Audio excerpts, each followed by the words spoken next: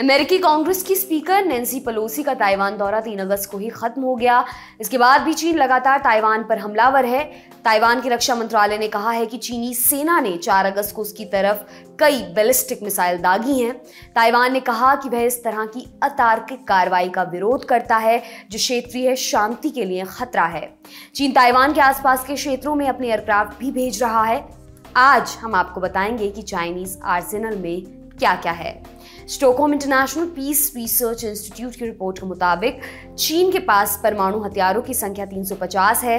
ये संख्या वायुसेना, थल सेना, नौसेना तीनों के पास शामिल हथियारों की है। पिछले साल नवंबर में अमेरिकी रक्षा विभाग ने अनुमान लगाया था कि इस दशक के अंत तक चीन के पास परमाणु हथियारों की संख्या 4 गुनी हो जाएगी। उसके मुताबिक 2030 तक चीन के पास 1000 परमाणु हथियार हो सकते हैं। हालांकि चीन की सरकारी मीडिया ने इसे अटकलबाजी कहा था। उसका कहना था कि चीन परमाणु हथियारों को कम से कम स्तर पर रखेगा। भले ही अमेरिका यह दावा करता हो कि चीन के पास ज्यादा परमाणु हथियार हैं, लेकिन खुद उसके पास चीन से कहीं ज्यादा ऐसे हथियार हैं। अमेरिका और रूस परमाणु हथियारों के मामले में दुनिया के सभी देशों की तुलना में कहीं ज्यादा आगे हैं। अमेरिका के पास परमाणु हथियारों की संख्या 3708 है, वहीं रूस के पास 4477। भारत के पास परमाणु हथियारों की संख्या 160 है।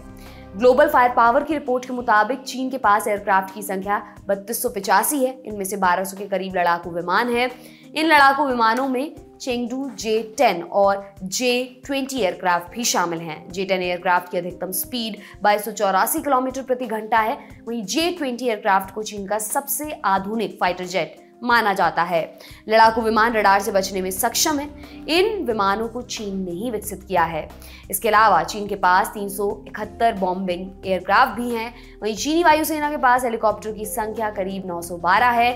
इनमें लड़ाकू हेलीकॉप्टर की संख्या 281 है। चीनी वायुसेना के पास रूस द्वारा बनाए गए सुखोई विमानों के अलग अलग वेरिएंट्स भी हैं। अमेरिकी रक्षा विभाग की रिपोर्ट बताती है कि चीन के पास अलग अलग रेंज की 2350 मिसाइल हैं। इनमें इंटरकॉन्टिनेंटल बैलिस्टिक मिसाइलों की संख्या 150 है। इन मिसाइलों की रेंज 5500 किलोमीटर से भी ज्यादा है। वहीं शॉर्ट रेंज बैलिस्टिक मिसाइलों की बात करें तो चीन के पास ऐसी 1000 मिसाइलें हैं। चीन के पास DF-41 जैसी इंटरकॉन्टिनेंटल बैलिस्टिक मिसाइल है। एक्सपर्ट्स की माने तो ये मिसाइल दुनिया के किसी भी हिस्से को टारगेट कर सकती है। चीन ने 2019 में नेशनल आर्मी डे की परेड के दौरान इसे सामने रखा था। चीन लगातार परमाणु क्षमता से लैस मिसाइलों का भी परीक्षण करता रहा है।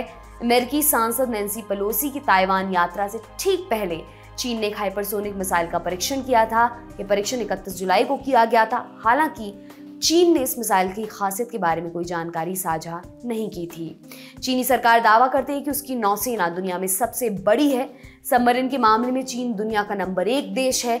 चीन के पास 79 सबमरीन्स हैं। इसके अलावा अलग अलग तरह के जंगी जहाजों की संख्या 150 से ज्यादा है। चीन ने जून में सबसे एडवांस युद्धपोत फ्यूजन को लॉन्च किया था, जो कि टाइप O3 एयरक्राफ्ट कैरियर है। इसे चीनी इंजीनियर्स ने ही बनाया है। ये युद्धपोत भारी एयरक्राफ्ट को ले जाने में भी सक्षम है। चीन जहाजों और युद्धपोतों की संख्या में जरूर आगे है, लेकिन परमाणु क्षमता से लैस युद्धपोतों और सबमरीन के मामले में अमेरिका उससे आगे है। चीन समुद्री खतरों का सामना करने के लिए लगातार अपनी नौसेना का विस्तार कर रहा है। यूएस नेवी का अनुमान है कि 2020 और 2040 के बीच चीनी नौसेना में जहाजों की संख्या करीब 40% तक बढ़ेगी। ग्लोबल फायर पावर की रिपोर्ट के मुताबिक चीन में कुल अनुमानित सैनिकों की संख्या 30 लाख है।